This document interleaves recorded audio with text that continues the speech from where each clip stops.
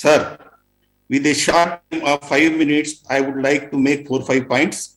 If I am not wrong, this webinar is invited for social justice.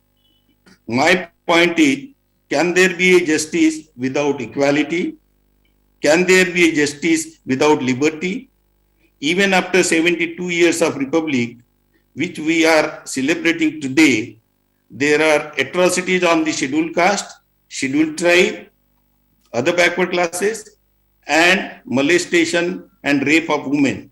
This is all due to the wretched Brahminical mindset prevailing in the society.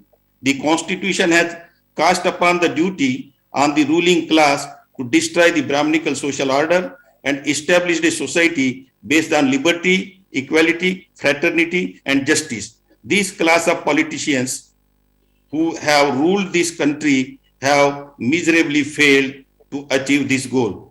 Second important thing I would like to mention is that the other backward classes are still not getting their due share in the educational institutions and the public employment after the promulgation of the Constitution. The Supreme Court went petitioned, throwing the ball to the government that to provide adequate representation to the OBCs, there should be a quantifiable data. The government at the center has refused to collect data through caste census and provide to the court on the ground that the caste will perpetuate. Both the institutions on which the responsibility cast upon for throwing the ball in each other's court.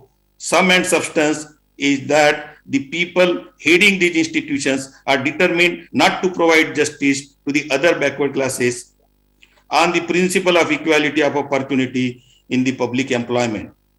I would like to request the honorable members of the parliament who are present here and sit in the most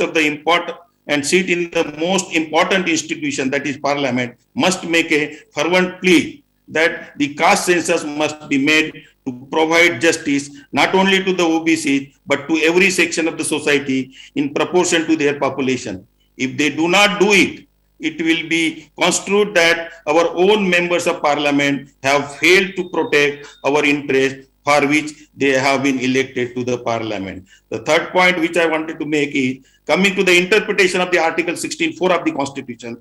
I want to say that the Supreme Court is misinterpreting the Constitution rather than interpreting it with the spirit of the Constitution. The Constitution is framed to provide justice to those who have been denied it for the ages. When it comes to provide justice to them on the principle of equality, it cannot be interpreted restrictively.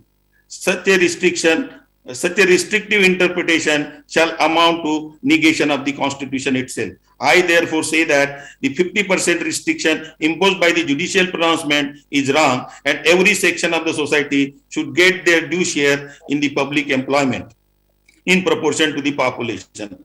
When I say this, I am aware what Dr. Ambedkar has said in the Constituent Assembly. If I am not wrong, what he said, deposing trust in the judiciary, that the judges will be intellectually honest to the Constitution, but it seems that his trust is belied. I am of the opinion that 10% reservation provided to the so-called weaker section of the society,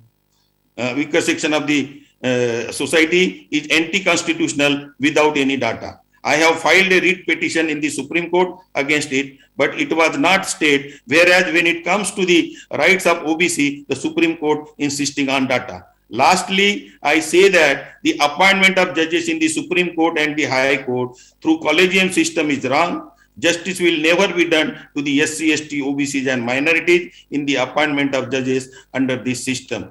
In fact, if we read debate on draft article 103 of the Constitution, which is Article 124 of the Constitution, Dr. Ambedkar has rejected word concurrence when the amendments were filed by the members of the Constituent Assembly, and retained word consultation in his draft on the ground that the Chief Justice is after all a human being and he has all weaknesses and prejudices, and therefore the powers which the Constituent Assembly is giving to the government of the day and the President should not be given to the Chief Justice of India.